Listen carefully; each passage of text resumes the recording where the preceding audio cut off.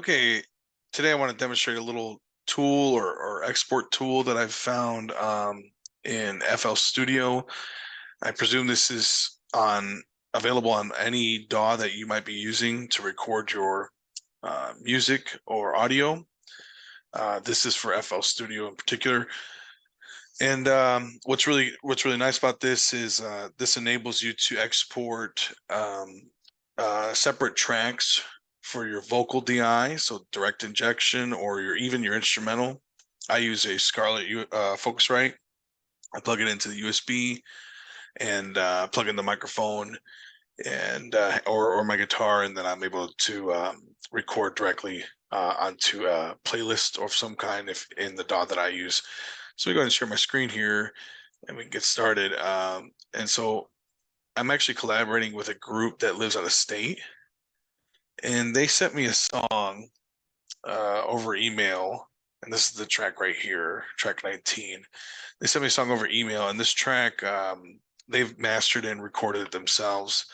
It's got only instrumentals, and they wanted me to record some vocals over it. So I went ahead and did that. As you can see here, all these other samples and these different channels are the different vocals that I recorded for the song. And so I sent them the demo. I actually mixed it myself here in FL Studio.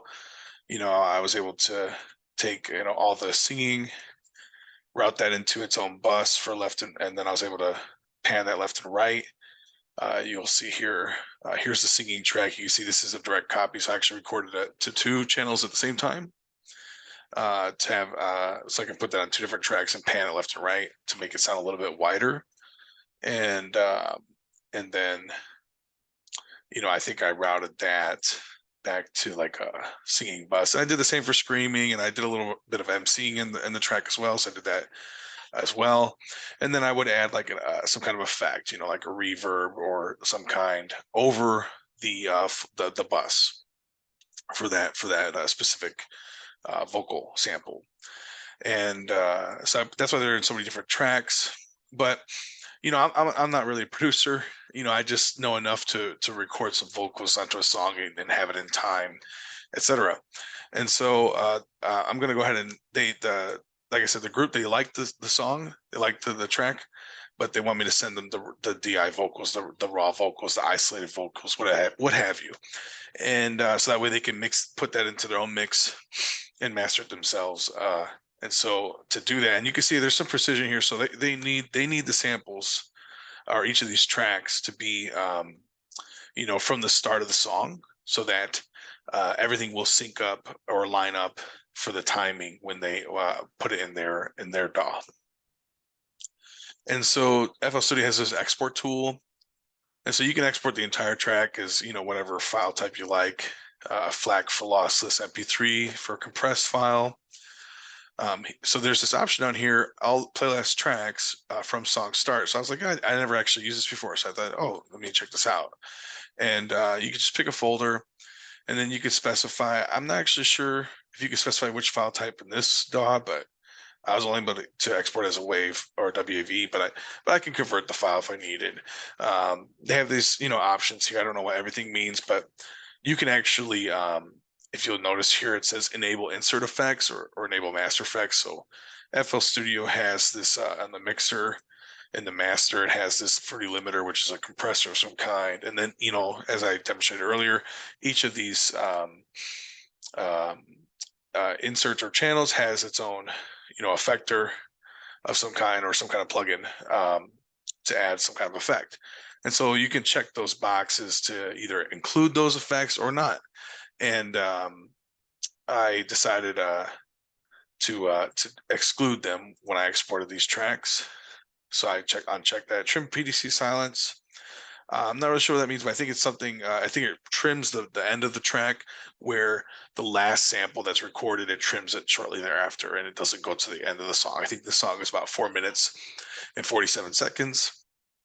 And so if it's like, for example, the beginning of the song, you have this, scream, and I think on this track it ends right here within the first 30 seconds. And so that track's only gonna be 30 seconds. But if you line it up at the beginning of the song with the actual instrumental, or whatever. Like say they might even have separate guitar and bass and drums. If they line it up, it'll all be in time. One thing I wanted to show was like I have this overdub of a high scream. This is a high scream overdubbing a low scream, just at this one part during the verse. And so that's why they're on separate tracks. So it's important to provide those so that they can either include or exclude or mix it however they like. Maybe they want to add an effect here, but not to this bass verse, if you will. So I've already exported the track separately. So I'm just gonna start a new project and show you how easy it is to just drag and drop these tracks into your DAW, and I was amazed by this.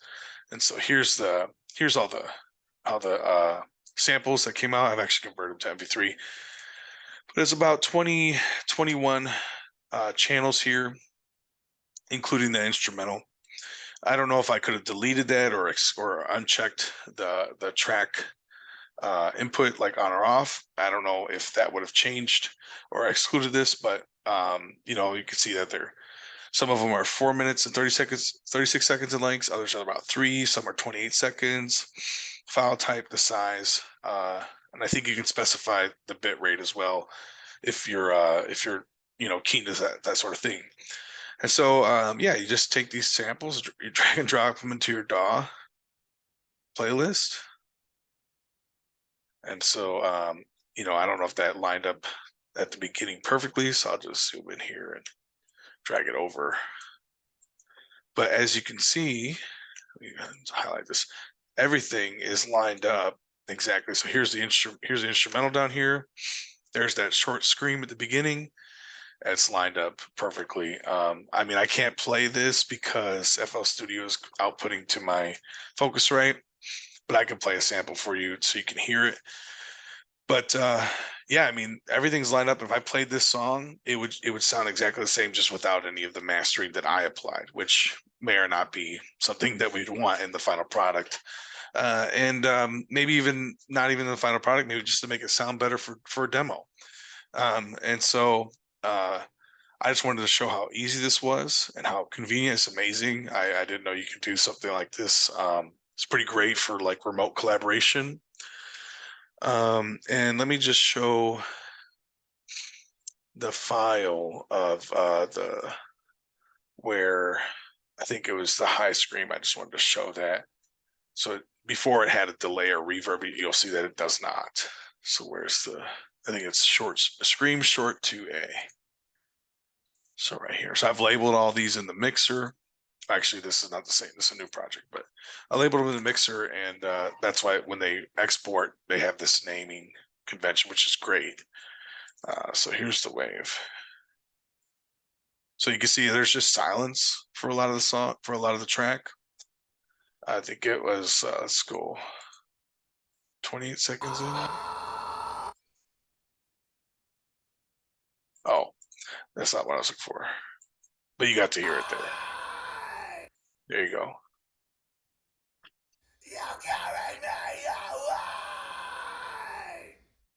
So that's the high scream that overdubs that low scream. And it's right at the, what was it, 120, 130.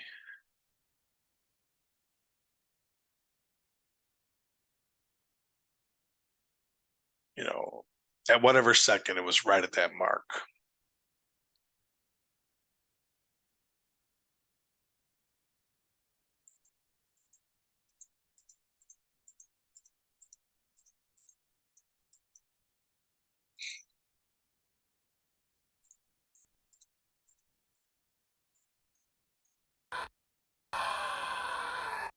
Right here, it's like right at the one.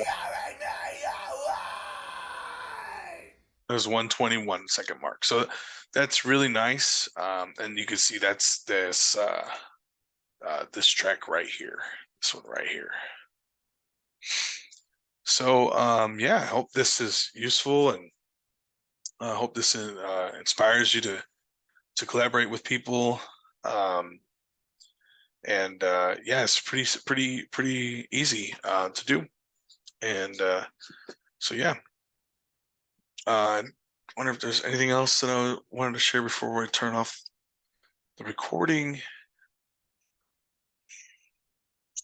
Oh yeah, if you wanted to, for example, let's say you didn't want all these tracks, on 20 different channels. Like I'll have to send 20 different files, right?